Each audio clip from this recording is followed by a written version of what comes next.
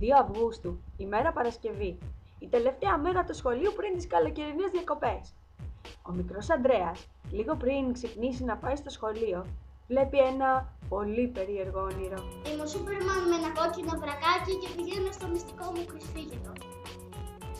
Είμαι η Άρτεμις και ζω σε ένα πανέμορφο σπίτι. Είμαι μια μενεράιδα και πετάω στον ουρανό σε ένα πανέμορφο σπίτι. Το πρωί είμαι κανονικός άνθρωπος και το βράδυ πουλάω όλη την πόλη.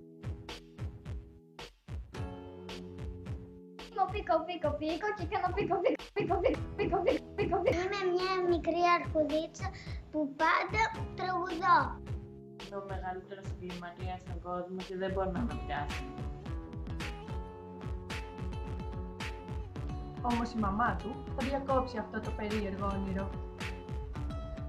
Ζήτα, Ανδρέα!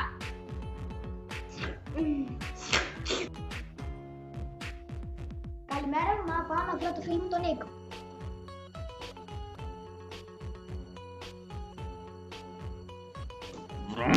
Gong, gong, gong, gong, gong.